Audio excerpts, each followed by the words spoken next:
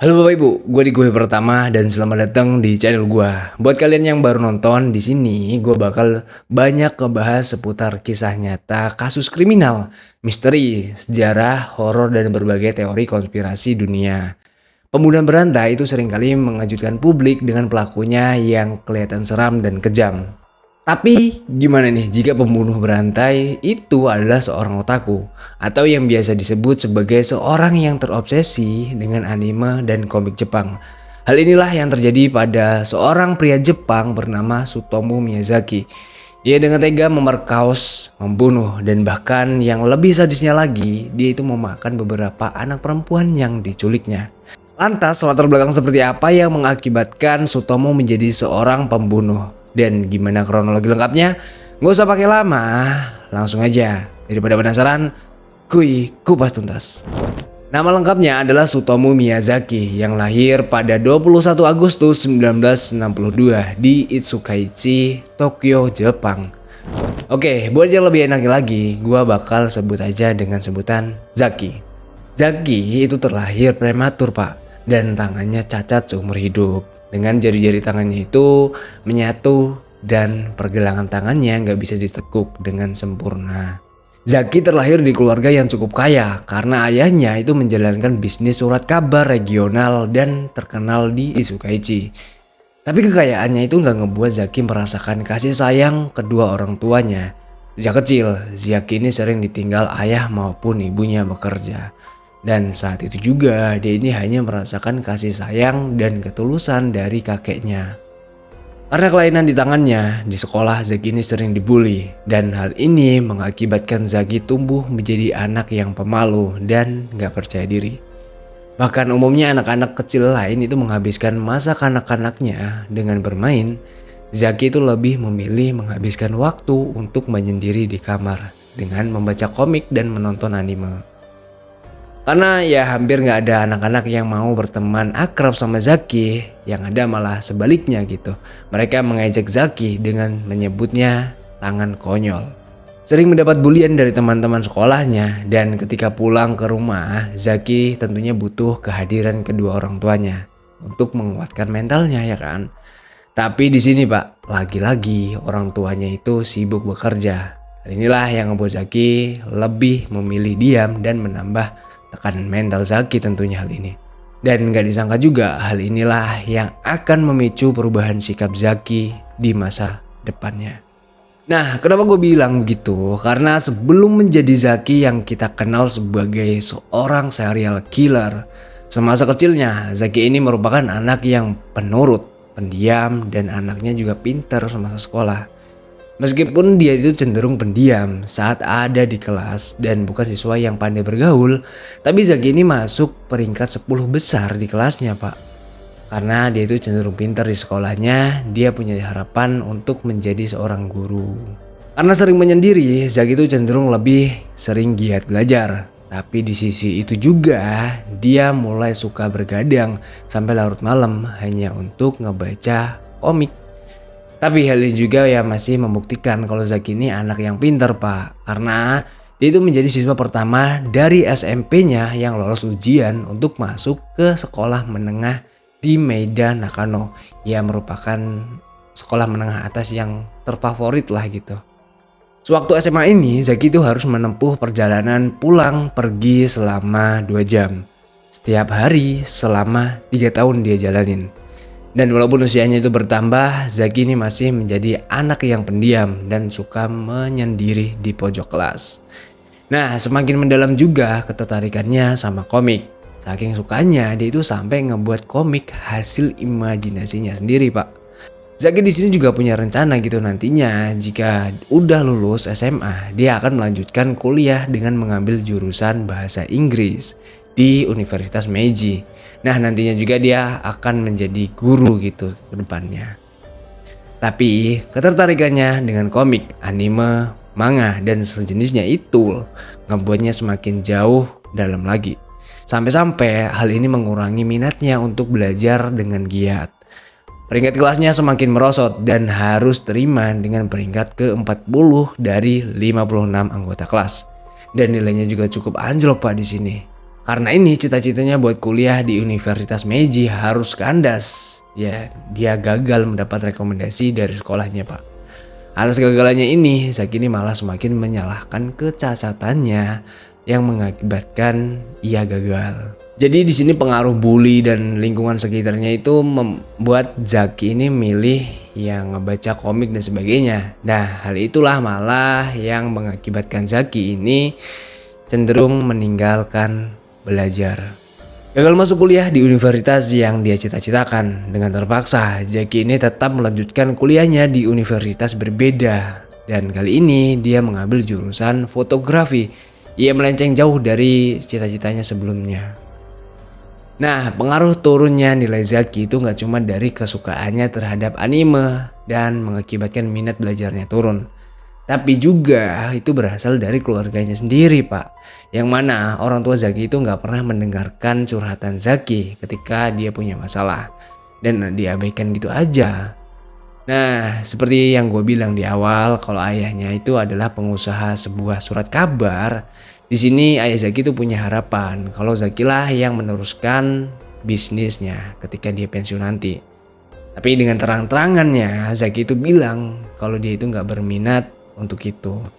Dia juga yakin bahwa kedua orang tuanya hanya peduli dengan kesuksesan finansial dan materi di dalam hidupnya.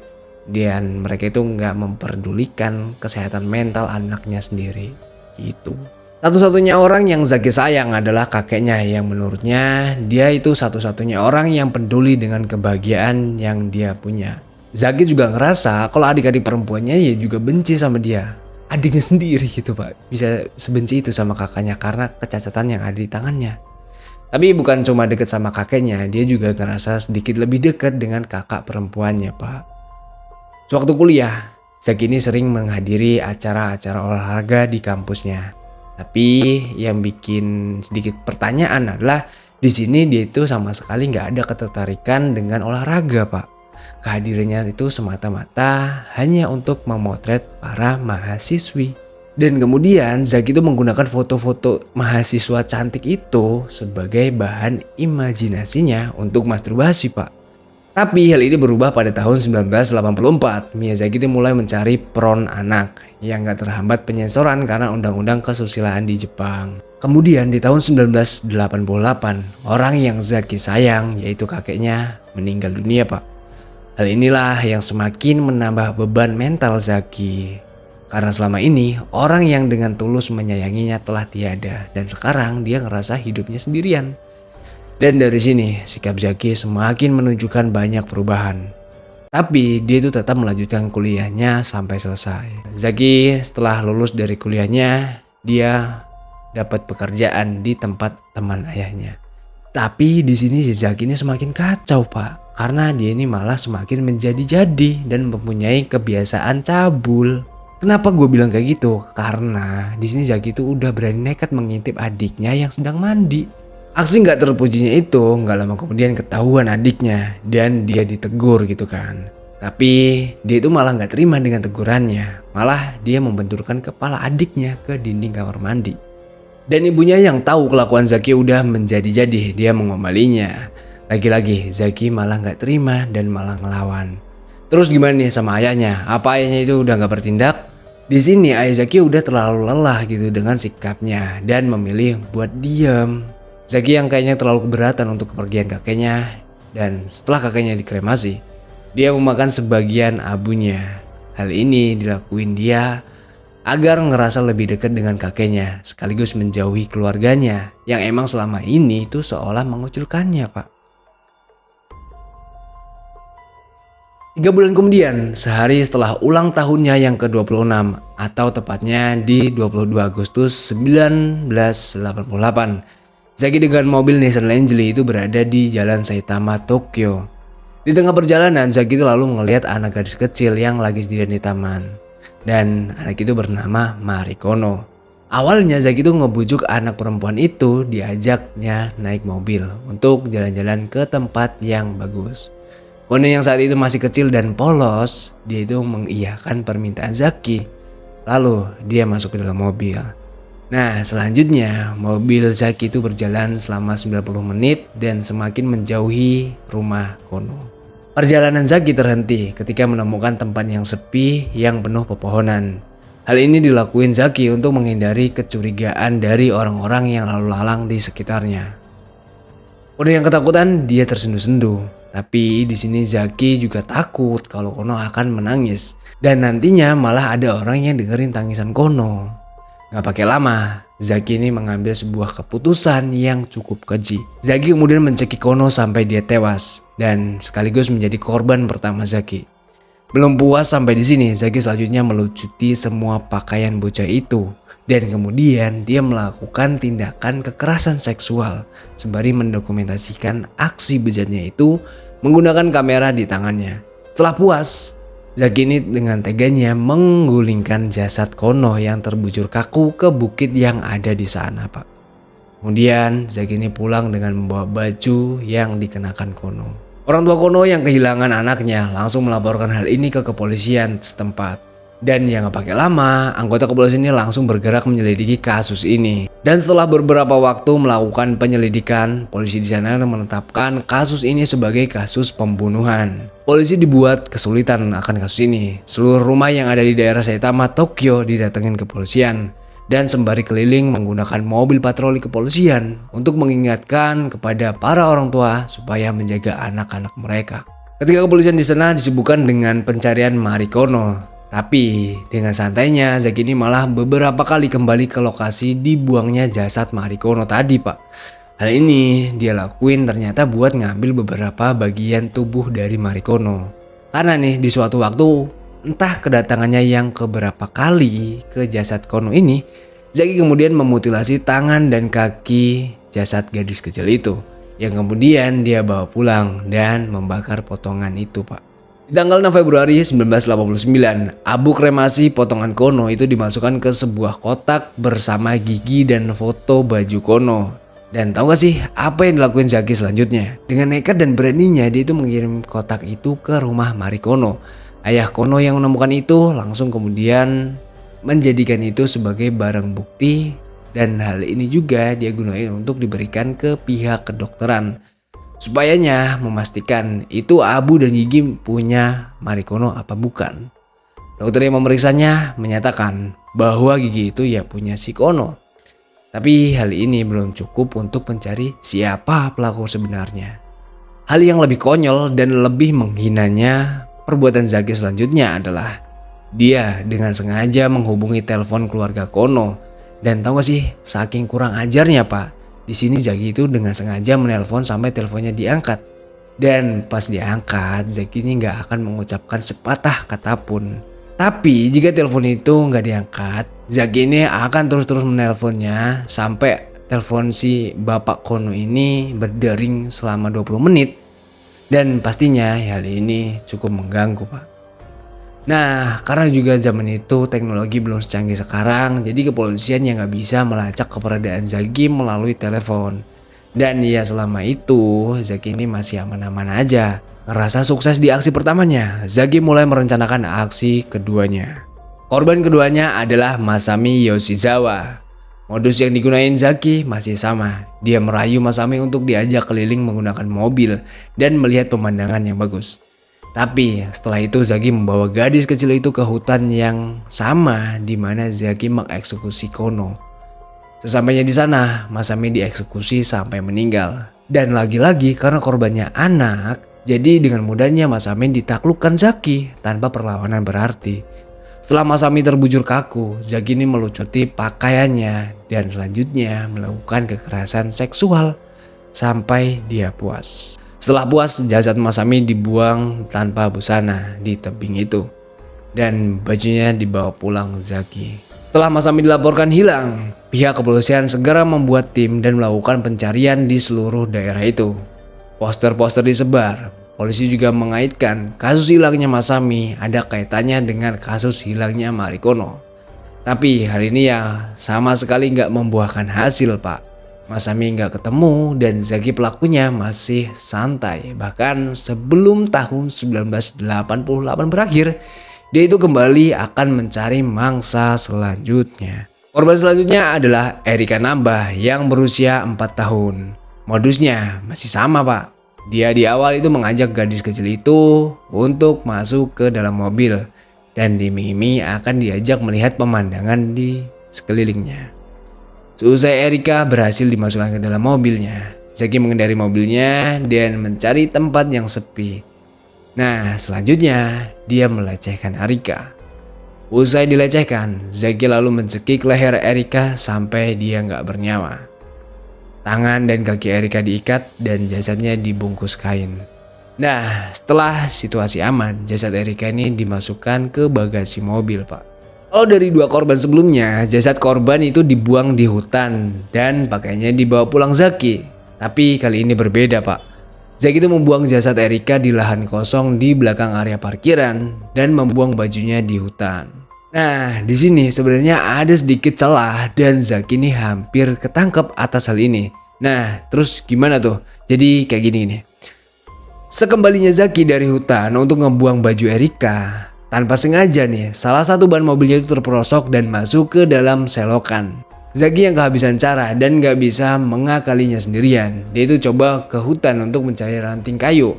Tapi sekembalinya dia dari kegelapan, sudah ada 2 pria yang ada di dekat mobil Zaki yang merupakan warga setempat, Pak. Kedua pria itu menanyakan perihal masalah apa yang dihadapi Zaki. Di situ Zaki dengan santainya ngejelasin kalau mobilnya itu terperosok dan membutuhkan bantuan. Kedua pria itu kemudian membantu Zaki dan gak pakai lama, ban mobilnya itu berhasil keluar dari selokan. Nah, yang bikin sedikit jengkelnya di sini adalah Zaki yang udah dibantu kedua pria itu tanpa ngucapin terima kasih, dia itu langsung masuk ke dalam mobil dan pergi gitu aja, Pak. Nah, gimana nih? Bayangin kalau kalian yang digituin, pasti kayak kesel dan jengkel banget gitu kan sama orang-orang yang gak tahu terima kasih kayak gini. Oke, lanjut. Nah, dengan sudah hilangnya 3 anak perempuan di kota itu, ditambah motifnya hampir sama, kepolisian ini lalu menghubungkan hilangnya Marikono, Masami Yoshizawa, dan Erika Nambah. Itu pelakunya bisa jadi satu. Polisi langsung melakukan pencarian besar-besaran, dan kali ini sedikit membuahkan hasil. Karena ya keesokan harinya, para penyidik ini menemukan pakaian Erika. Dari sini, polisi ini semakin yakin kalau Erika merupakan korban penculikan dan ada kemungkinan dia ini sudah meninggal.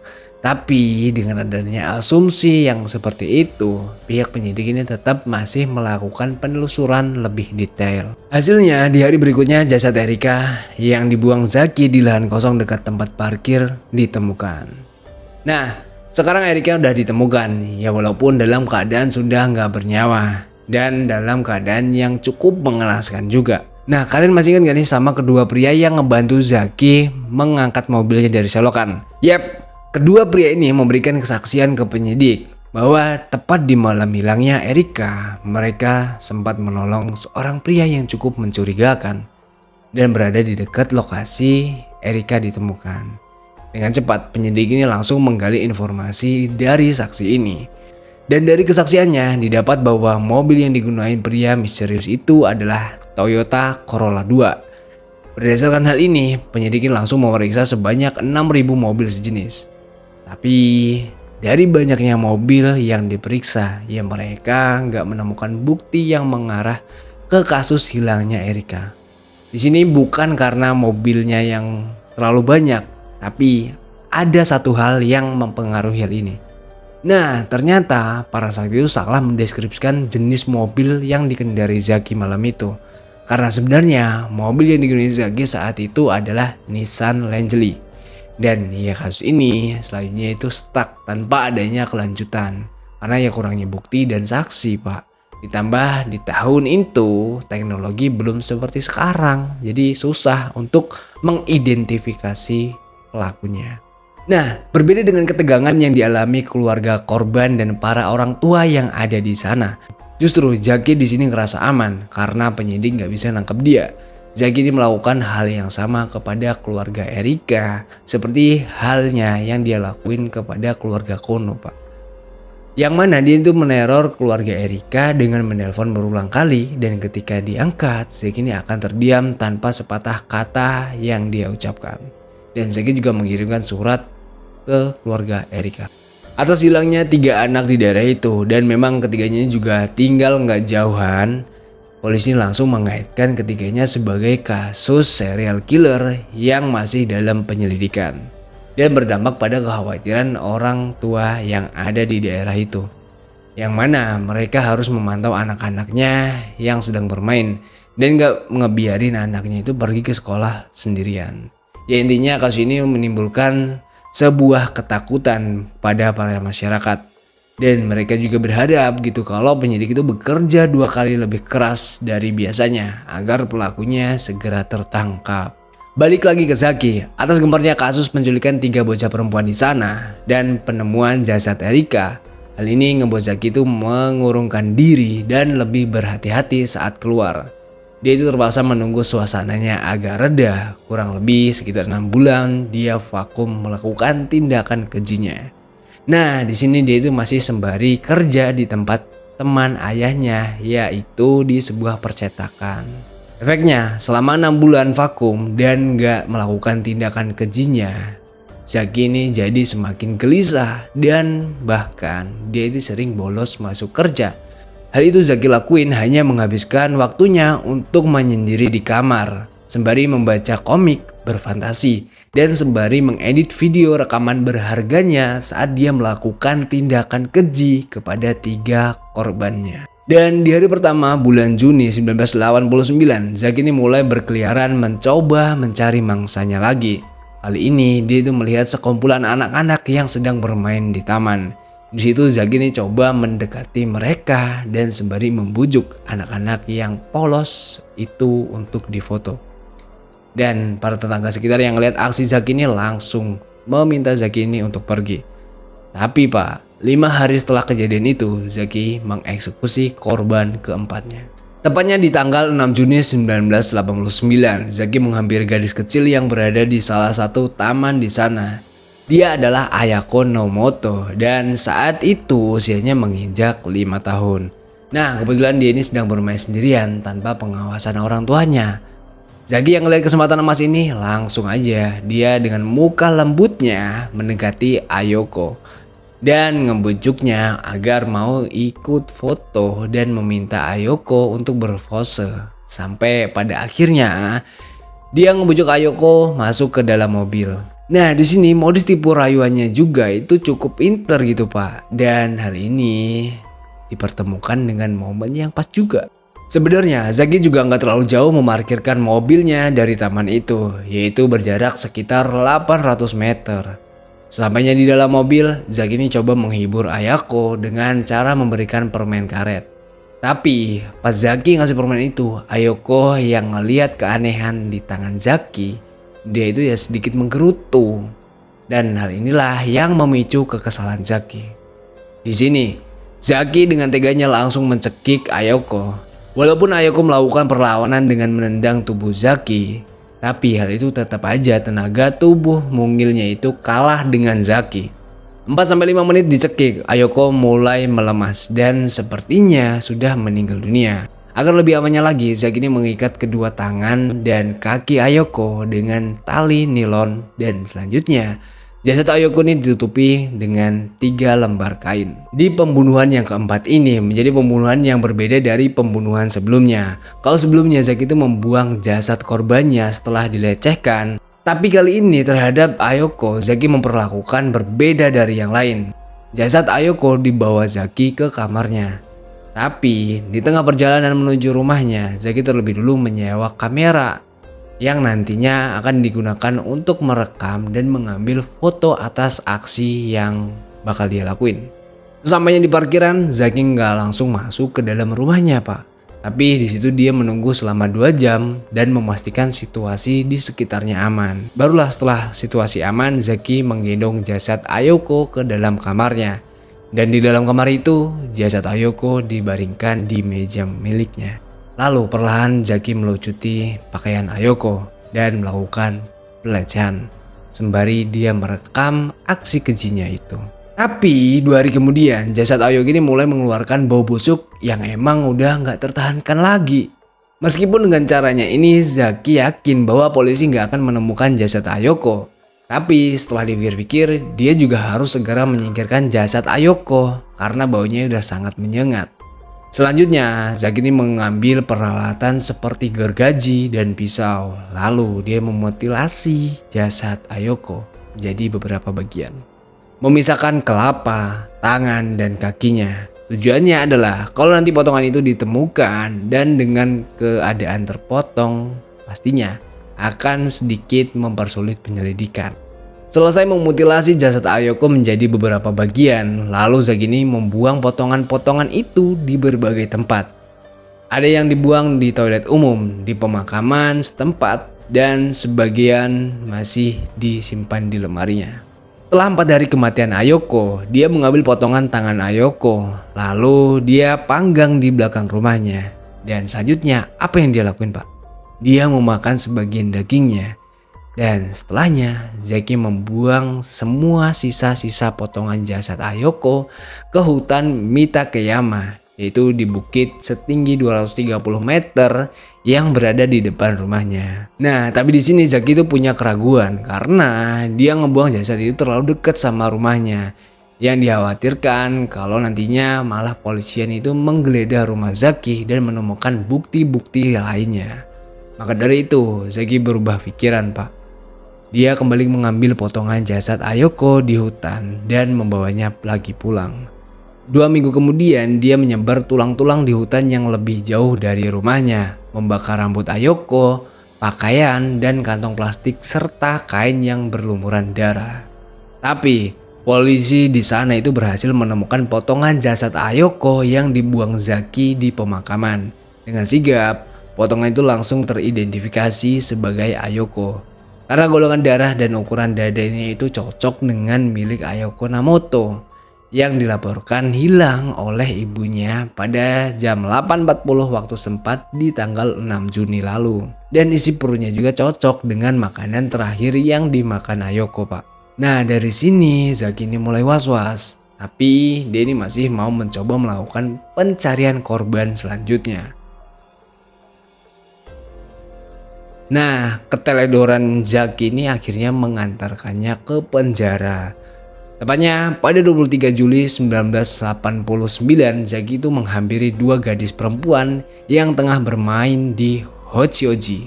Seperti modus-modus sebelumnya yang dilakuin pada 4 korbannya, tipu muslihat Zaki itu berhasil menggiring 1 anak perempuan itu ke bangku belakang mobilnya. Sang gadis ini udah ditelanjangi dan ketakutan, Pak. Di hadapan gadis itu, Zaki mengambil gambar bagian vital tubuh gadis kecil itu. Beruntungnya kakak dari si bocah itu tadi dengan cepat mengadu ke ayahnya. Ketika sampai di mobil Miyazaki dan melihat pemandangan brengsek itu, sang ayah ini langsung melayangkan bogem mentah ke kepala Miyazaki.